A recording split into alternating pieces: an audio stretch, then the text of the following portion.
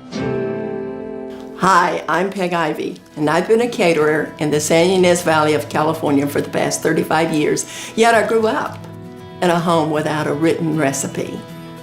My dear mother, Grace Lee Martin, taught me everything I needed to know to make a wonderful meal for the family. I was taught how to cook without a measuring spoon, without a measuring cup, and without a cookbook. At my mama's side, I learned how to take a pinch of this, a dash of that, and turn ordinary ingredients into a delicious meal the family absolutely adored. When my daughters started asking me for recipes and there wasn't any written down, I started this 10-year journey of cooking, testing, and retesting to get the measurements absolutely perfect. I am proud to say that A Dash of Southern is the result of that wonderful work. And I'd like to tell you about my book. This cookbook is a hardcover book. It's embossed on the front and down the spine with a protective jacket. This jacket is the view of my backyard. And this view on the inside cover here is a view of San Marcos Pass coming into the San Ynez Valley.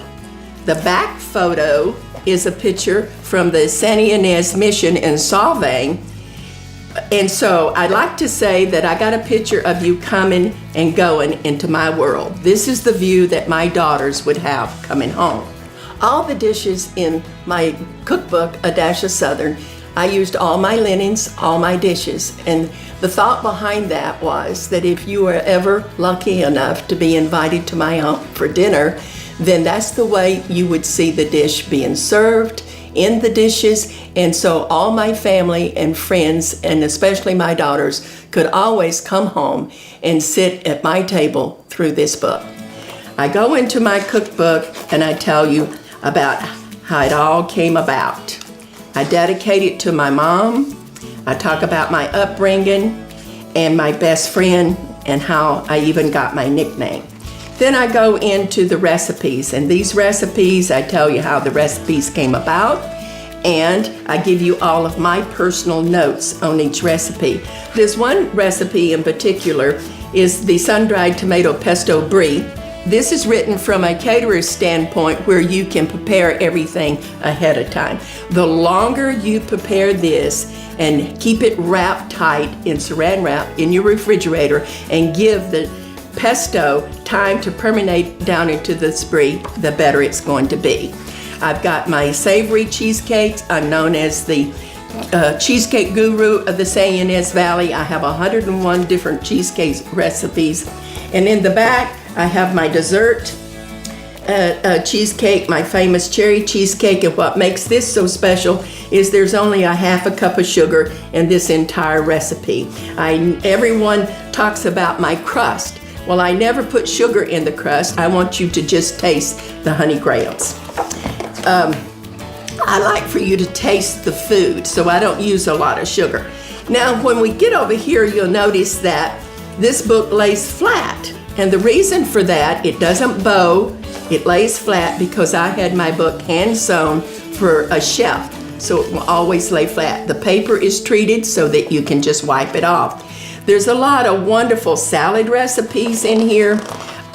Each one has its own salad dressing, which I believe that this dressing makes the salad. Then we have my wonderful crab salad that I put in Kraft Puffs. But perhaps you don't want to do crab puffs. So just make the salad, have it in the refrigerator, and then you can stuff it into a half of an avocado, a croissant, or if you really want to knock it up and make it 5-star, buy you some sheets of puff pastry, bake them, and then build you a crab Napoleon with curly leaf lettuce, and it's absolutely 5-star. I have a lot of soup recipes in here, and one of them in particular that I want to show you is my Southern pecan soup. This was created for not only me, because in the South, peanut soup is very popular. And if you go into a restaurant, you'll find peanut soup on the menu. Well, I'm allergic to peanuts, so I wanted to create something like that without using peanuts. So I came up with a good Southern pecan soup. I serve this with cornbread biscotti on Christmas Eve, and people absolutely love it. I go over to my chef specialties. I have the Chateaubriand with Béarnaise sauce. I teach a lot about how to make Béarnaise sauce. But one of the things I wanted to show you is this individual beef Wellington. It is the most intensive recipe in my cookbook. But I'm telling you, you must do this. And the reason I'm telling you to do this, I want you to get in your Svetlanas, have a glass of wine, and turn on some music and make this on a day when you're not going to do anything else except be creative.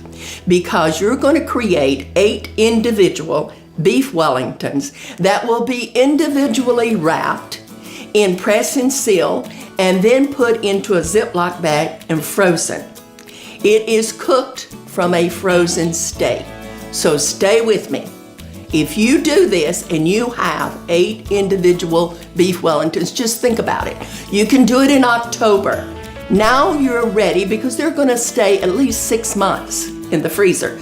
You're ready for Thanksgiving. You're ready for Christmas. You're ready for New Year's. Or what about just a surprise pop-in over the holidays when people arrive?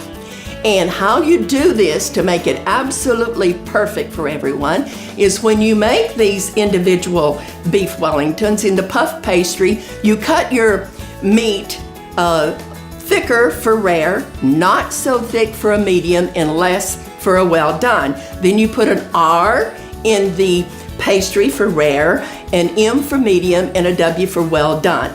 In 36 minutes, it's done. Then when everybody cuts into their beef Wellington and it's cooked perfectly, they say, how did she do that? Well, she did that on a day when she really wanted to be prepared for the holidays. You're prepared for a birthday, for an anniversary, for whatever. If you want to have an intimate dinner for 2, you take 2 out. If you want to have an intimate dinner for 4, you take 4 out. But hey, we're going to have a party, we do all 8 of them. So it's a wonderful, wonderful meal. Please don't be intimidated to not try this. It's a lot of wonderful, just different kind of recipes. This a warm turkey salad has a fresh tarragon vinaigrette, which is really, really nice. Also, I have my famous pork chops here, which is only 3 ingredients. A lot of people love that, especially the guys. They get into the side dishes, and I've got some wonderful, wonderful side dishes. My beet salad is pretty unique because when you make this beet salad, I suggest that you always keep 1 raw beet because you're going to shred it raw, and then that raw beet gives it the crunch with the cooked beet, and it really makes it yummy. A lot of different wonderful recipes in here. I have a lot of gluten-free cookies. My upside down apple pie has a really funny story behind it, and I give you the whole story in the book.